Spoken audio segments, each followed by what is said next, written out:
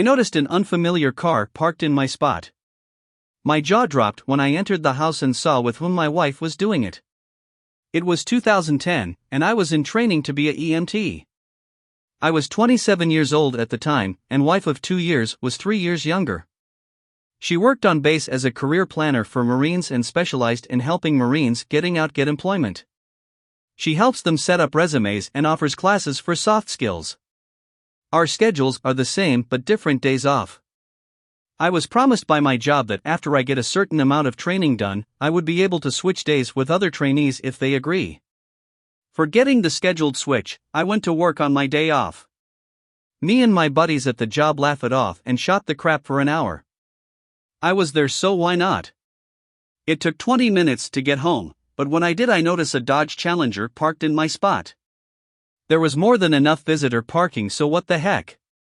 Came to my apartment door quietly to surprise my wife, and heard yelling coming from our open bedroom door.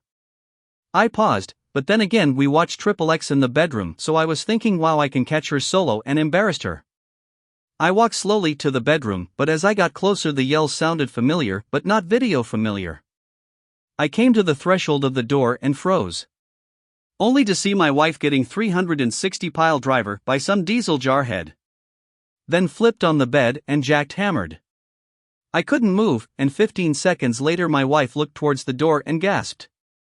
The guy stopped shocked and pushed her away from him. No homo. But when he pulled out I noticed he wasn't wearing protection. My wife angrily asked what I was doing home. I stood in the threshold of the door and looked at the ground silent. The man put his pants on, grabbed his shirt and made to the door. I thought to myself, I could fight this a-hole and get arrested plus lose my job or let it go. I stood at the door as he stopped, waiting for me to let him pass. I looked at him, he looked at me with a mildly concerned look, and I stepped aside. When he passed me he stopped, took another look at me and said, "Man, thanks, but it is what it is." Then left. My wife looked at me pissed and said, "You weren't supposed to be here today, is my day off?" I looked at her and said, "Every day is your day off from here on out." Update. I felt real cold, confused and like such a craphead. I thought I was doing everything right. I went downstairs and seen the man in his car. He was on the phone. I couldn't believe he was still here. I got real angry and said, "Duck it." Went upstairs and grabbed one of my bowling balls to smash something. My wife jumped in front of the door and blocked me. She started yelling, "Don't, he's leaving." I remember looking at her and feeling sick. How could you protect this man? I pushed past her and the car was gone. I slammed the ball in the street and finally broke down crying. Yes, fellas, I cried. Everything I had was gone, and the man who took it from me is gone. No answers, no revenge. I called my sister, and it's weird how women just know what's going on. Goes to show how naive I was about things. My wife started crying and said, "We should talk before you talk to your family." I ignored her and left. After a couple of months living with my sister, I got my own place and started doing nursing. And because I had EMT training, I was allowed to work nursing during my schooling. I met a lot of awesome women in the program, but the thought of a relationship made me weak. Also, during my divorce, my wife found my classes. She would try to run up talking about our business to make the female students jealous. It sucked, and violated the restraining order. Fast forward 8 months and our divorce was almost finalized. The crazy thing is, the man who was sleeping with my wife got my contact info and reached out to me. He was getting discharged from the service and wanted to be a cop. However, my wife was stalking him and it was getting serious. He asked to meet with me. I needed closure, so we met near base. Sure enough, it was him. He showed up with another service member buddy of his. I didn't know how to feel, but he told me my wife was serving him for emotional distress. I seriously was about to laugh, because karma is a witch and he's getting his. I told him that has nothing to do with me, and I could give 2 ducks. He said he would help with the divorce so I wouldn't have to pay alimony. Told him not sure how that would work, and considering where we were with the divorce, don't think it would help. Dumb. What the hell do you want from me anyways, I asked. He said if I can get him a written letter signed to his command claiming she's stalking him, divorce blah blah blah. I said, and you guessed it. Nope. He got angry, and before he could utter a word, I told him to go to hell. You ruined my life and destroyed my family. I hope she buries you. This guy was unbelievable, asking me for help after what he did. I left and called my wife. She didn't answer, so I left her a voicemail. Told her that I don't know what she's up to, but your little man toy and I met. If she hands out my information again, I'm reporting violations on our restraining order and for handing out my information. I was dating a nurse from my program and she would help. Kind of tacky, but what could I do? Fast forward to now, and I am doing well. Have a 1-year-old son and his mother is amazing. We just tied the knot.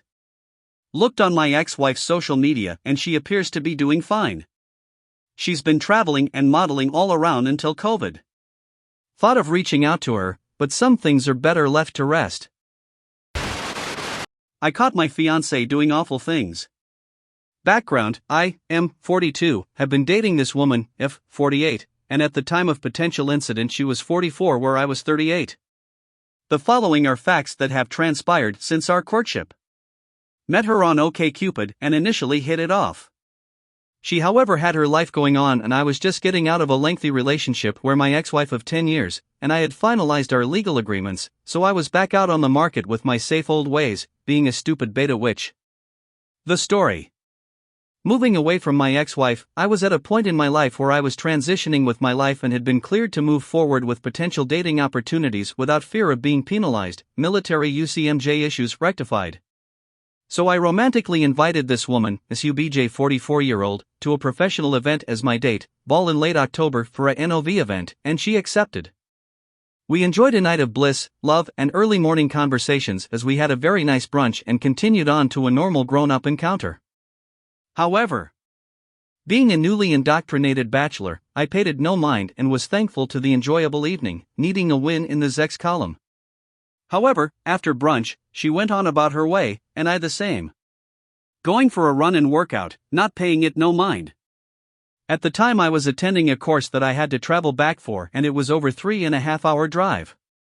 Guy talk in class, we all celebrated a successful first date and drifted away from the topic at hand until a few explicit pics along with an invite for the following weekend at her mom's for her sister's birthday. The gentleman's I was with conveyed that I exercise caution. I didn't listen. First date details: so the date occurred on October 30th, the next week's date was on November 5th. I was smitten, and in need of more self-soothing, which was expected to be a sure thing.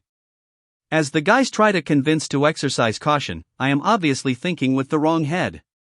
So just prior to the week's classes and multiple text messages, I confirmed the second date at her mother's home where I was sure to meet her family.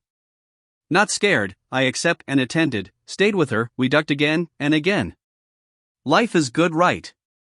Well, all of these things that I was cautioned of came to a head, so I start the interview process. Everything seems to check out. Except over the next few weeks I start to get these weird feelings, long responses, time travel, etc. Flashback: she immediately tells me about her recent ex-BF, that was crazy, right? Then I find out she's on alprazolam and found protection kit in her nightstand because that's what men do when they've been cheated on, right? The nightstand on the side where I was sleeping for the weekend. Regardless, I dismiss this as just none of business, right? It was everything.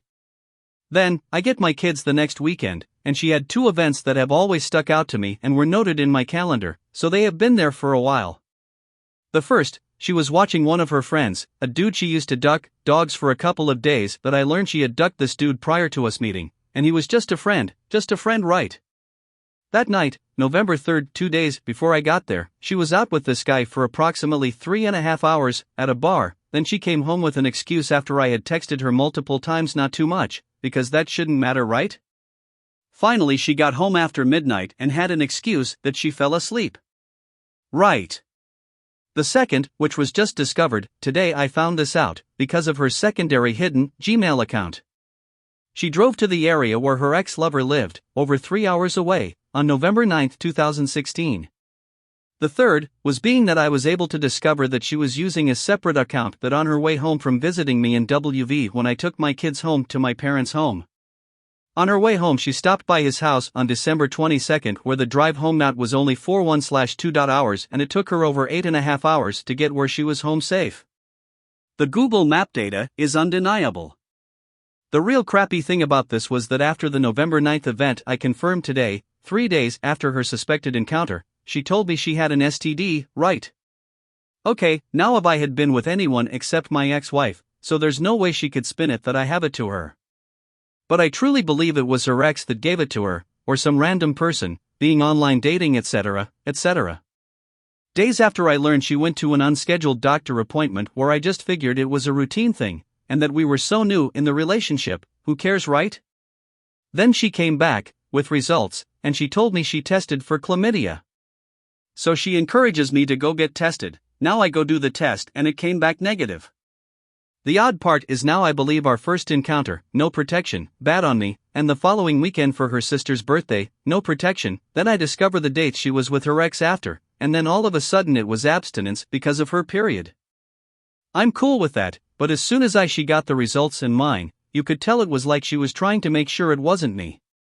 Strange because I hadn't been with anyone other than my ex-wife and that was a 10-year monogamous relationship.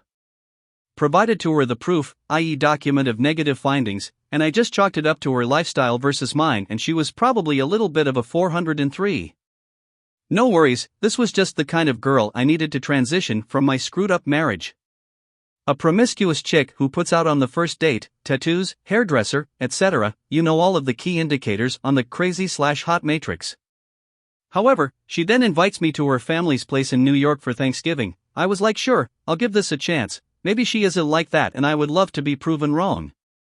The problem is, this is where I believe she was acting out her chameleon ways, because what I recently found points to her being with her ex on November 9th and a friend with benefits on November 3rd. Looking back, it's almost like she had zero idea who gave it to her and she was waiting at the finish line with the negative test results. So I guess I'm the safe bet, right? Stable career, fit, good-looking and genuinely a nice guy, easy to manipulate. Wrong.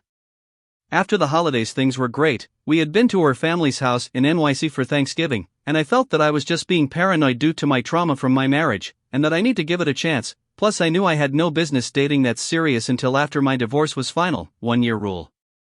However, I was a good, reliable guy, a respectable military careerist. I was focused on my kids and was striving to make every effort to be with them and had zero intentions of introducing them to her because I didn't know where that was going. So I go home with them, my 2 boys, for the Christmas break. A good 4.5 hours from where she lives in DC. Lo and behold, she makes the trip up one evening and got a hotel room just to spend time with me, since I was very firm on not letting her close to my kids yet.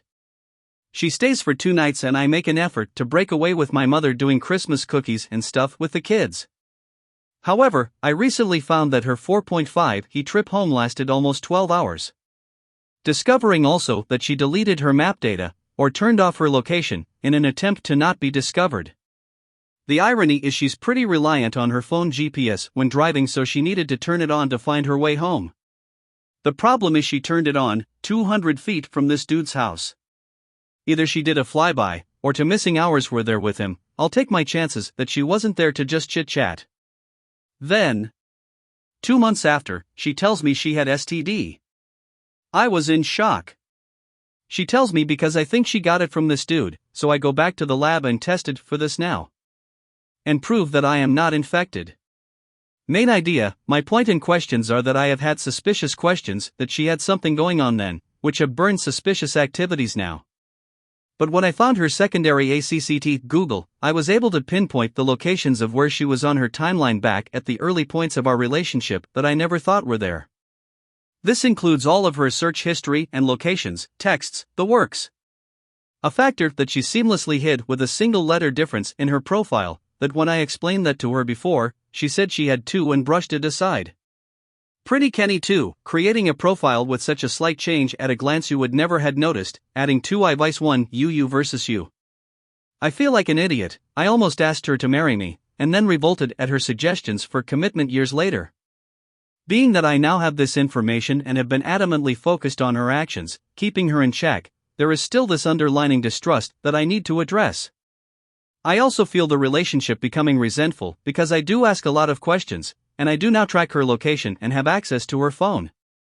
I have focused a lot of my attention on her and her issues, foregoing my own, and I have suffered heavily with a mental stress of my own that I have continued to battle, between own issues and dealing with hers. I am pretty observant. My issues are that I don't know how to confront her about these issues, and feel that she thinks I'm paranoid about her being free in spirit that needs to not be channeled, which is being now used against me, that she's ready to settle down and thinks she knows everything because of her life experiences. I have zero invested with her, financially. We fly rent. Because of my career, we have paid debt, and I feel like she's trying to get me to marry her for her own betterment, as I am her free ticket to a stable life. How do I approach this situation with a clear head?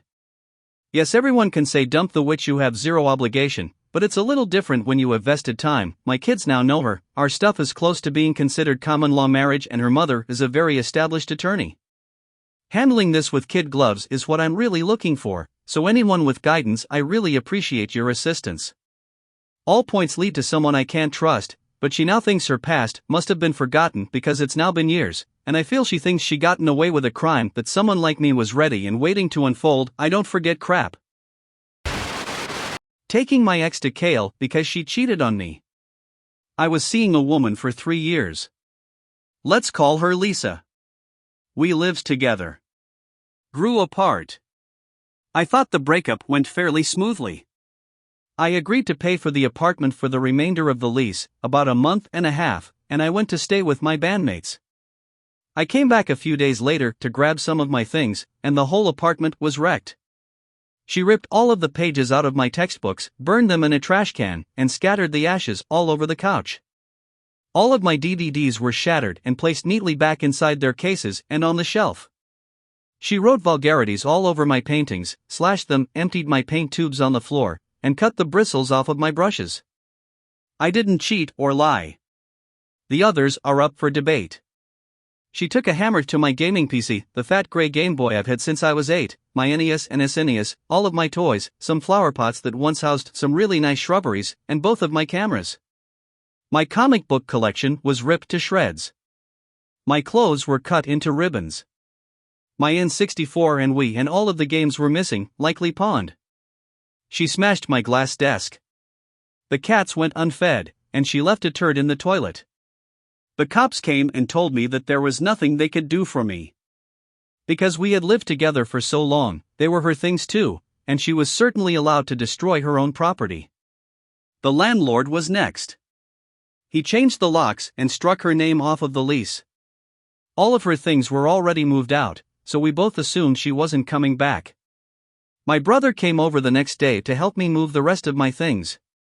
Bed, furniture, washer/dryer, etc. We were nearly done when Lisa shows back up screaming obscenities.